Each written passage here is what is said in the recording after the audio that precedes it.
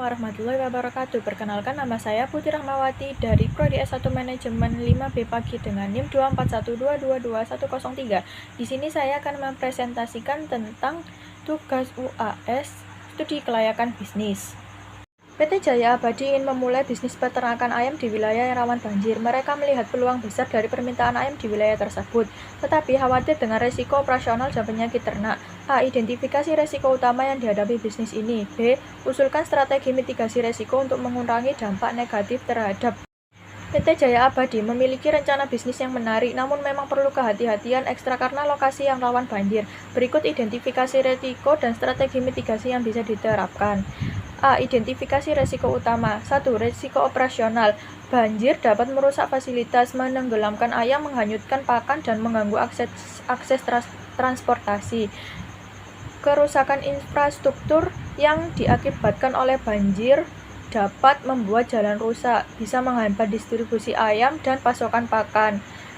Gangguan listrik karena banjir seringkali menyebabkan pemadaman listrik. Ini berdampak pada operasional kandang, misalnya sistem ventilasi. 2. Risiko penyakit ternak. Penularan penyakit akibat banjir dapat menjadi media penyebaran penyakit antara peternakan. Stres pada ayam juga dapat diakibatkan karena kondisi lingkungannya tidak stabil akibat banjir dapat membuat ayam merasa stres dan menurunkan daya tahan tubuh terhadap ayam. B. Strategi mitigasi resiko. 1. Mitigasi resiko banjir. Pilih lokasi kandang yang lebih tinggi dan jauh dari sumber banjir. Lakukan analisis resiko banjir untuk menentukan lokasi yang tepat. Membangun kandang dengan pondasi yang ditinggikan. Gunakan material tahan air dan mudah dibersihkan. Pastikan sistem drainase kandang dengan baik. Menyediakan tempat evakuasi ayam yang aman dan mudah diakses saat banjir. 2. Mitigasi risiko penyakit. Terapkan biosecurity ketat untuk mencegah masuknya penyakit ke kandang, serta membatasi akses orang keluar masuk ke kandang. Melakukan desinfeksi kandang dan peralatan secara berkala. Memvaksinasi ayam secara teratur sesuai program untuk meningkatkan kekebalan tubuh terhadap penyakit. 3. Mitigasi risiko lainnya. Asuransikan fasilitas dan ternak untuk melindungi bisnis dari kerugian finansial akibat banjir dan penyakit. Jalin komunikasi dan kerjasama dengan peternak lain, dinas peternakan, dan instansi terkait untuk mendapat informasi dan dukungan dalam menghadapi resiko. Proyek teknologi dengan biaya awal sebesar 503 juta. Proyeksi arus kas bersih tahunan adalah 153 juta selama 5 tahun. Tingkat diskonto yang digunakan adalah 12%. A. Hitung nilai sekarang bersih atau NPV. B. Jika IRR proyek adalah 14%, apakah proyek ini layak untuk dijalankan, serta apa alasannya? Untuk menghitung NPV dan menentukan kelayakan proyek berdasarkan IRR, pertama saya akan menghitung NPV proyek dengan mendiskon arus kas bersih tahunan menggunakan tingkat diskonto yang diberikan. Kemudian saya akan membandingkan IRR dengan tingkat diskonto untuk menentukan kelayakan proyek. Berikut perhitungannya. B. Kelayakan proyek berdasarkan IRR. Proyek ini layak dijalankan. Alasannya, NPV positif proyek adalah 48,758,96 rupiah. NPV positif menunjukkan bahwa proyek ini diperkirakan akan memberikan nilai tambah bagi perusahaan setelah memperhitungkan nilai waktu dari uang. IRR lebih besar dari tingkat diskonto yang digunakan, yaitu 12%.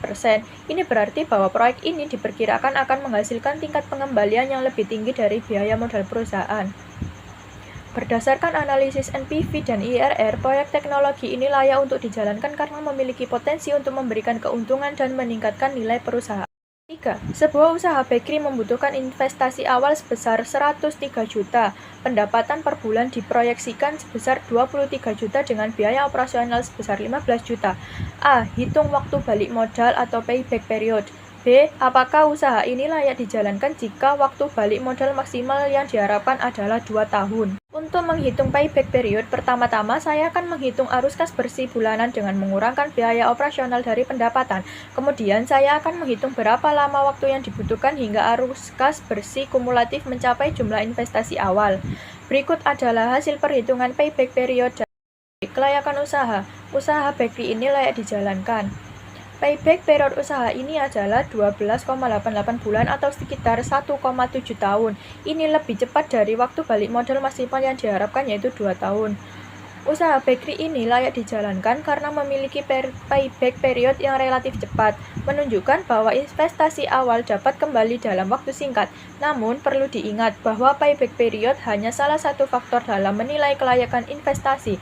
Faktor-faktor lain seperti resiko usaha, tingkat pengembalian, dan kondisi pasar juga perlu dipertimbangkan. Sebuah bisnis catering memiliki biaya tetap sebesar 53 juta per bulan dan biaya variabel sebesar 25.000 per porsi. Harga jual per porsi adalah 50.000. Berapa jumlah porsi yang harus dijual untuk mencapai break-even point? B. Jika rata-rata penjualan per bulan adalah 2.000 porsi, apakah bisnis ini menguntungkan? Untuk menghitung break-even point, pertama-tama saya akan menghitung margin kontribusi per porsi dengan mengurangkan biaya variabel dari harga jual. Kemudian, BEP dalam unit dapat dihitung dengan membagi biaya tetap dengan margin kontribusi per porsi. Selanjutnya, saya akan membandingkan total pendapatan dengan total biaya untuk menentukan apakah bisnis ini menguntungkan. Berikut adalah hasil perhitungan break-even point. Karena total biaya 103 juta lebih besar daripada total pendapatan yakni sebesar 100 juta, maka dapat disimpulkan bahwa bisnis ini tidak menguntungkan dengan rata-rata penjualan 2.000 porsi per bulan. Bisnis catering ini perlu menjual lebih dari 2.120 porsi per bulan untuk mencapai titik impas dan mulai menghasilkan keuntungan dengan rata-rata penjualan saat ini. Bisnis ini masih mengalami kerugian. Saran untuk meningkatkan profitabilitas bisnis ini dapat mempertimbangkan beberapa strategi seperti meningkatkan volume penjualan, menaikkan harga jual, mengurangi biaya, dan mengoptimalkan operasional. 5. Sebuah perusahaan minuman herbal ingin membangun pabrik di luar kota. Mereka memiliki dua pilihan lokasi. Lokasi A dekat dengan pemasok bahan baku tetapi jauh dari pasar utama. Lokasi B jauh dari pemasok bahan baku tetapi dekat dengan pasar utama. Faktor apa saja yang perlu dipertimbangkan dalam memilih lokasi ini? Berikan rekomendasi berdasarkan kelebihan dan kekurangan masing-masing lokasi. Memilih lokasi pabrik merupakan keputusan strategis yang akan berdampak besar pada operasional dan profitabilitas perusahaan minuman herbal. Berikut faktor-faktor yang perlu dipertimbangkan dan rekomendasi lokasi. Faktor yang perlu dipertimbangkan: 1. Biaya logistik. Lokasi A, biaya transportasi bahan baku rendah tetapi biaya distribusi produk jadi ke pasar utama tinggi. Lokasi B, biaya transportasi bahan baku tinggi tetapi biaya distribusi produk jadi rendah. 2. Ketersediaan dan harga bahan baku. Lokasi A, ketersediaan bahan baku terjamin dan mungkin harganya lebih murah karena dekat dengan pemasok. Perlu dipastikan komunitas pasokan dalam jangka panjang. Lokasi B, perlu memastikan ketersediaan dan negosiasi harga bahan baku dari pemasok yang lebih jauh, serta terdapat resiko keterlambatan pasokan perlu diantisipasi.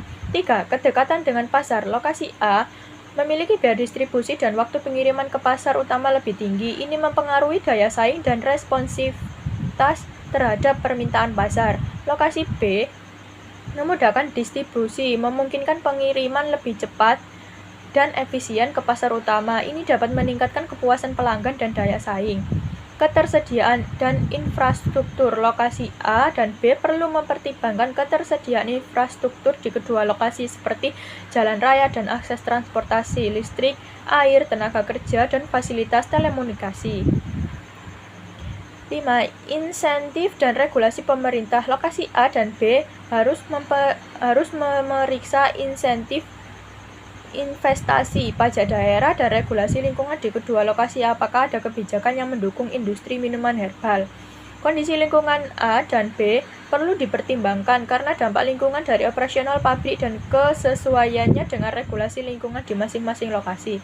Rekomendasi: lokasi A dekat dengan pemasok, memiliki kelebihan biaya bahan baku rendah, ketersediaan terjamin.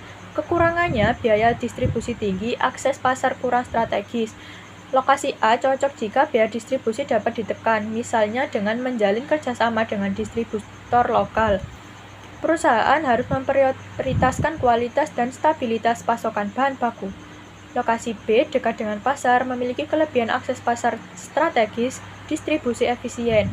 Lokasi B memiliki kekurangan biaya bahan baku mungkin lebih tinggi dan perlu memastikan komunitas pasokan. Lokasi B cocok jika perusahaan menargetkan penetrasi pasar yang cepat dan responsif terhadap permintaan.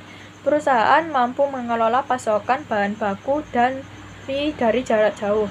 Kesimpulannya, tidak ada pilihan yang mutlak lebih baik. Perusahaan perlu melakukan analisis biaya manfaat yang komprehensif dengan mempertimbangkan semua faktor di atas. Memprioritaskan faktor yang paling krusial bagi bisnis, misalnya jika fokus pada pangsa pasar, lokasi B mungkin lebih menguntungkan. Presentasi yang dapat saya sampaikan. Atas perhatiannya, saya mengucapkan terima kasih. Apabila ada kesalahan kata, sengaja maupun tidak, saya memohon maaf. Wassalamualaikum warahmatullahi wabarakatuh.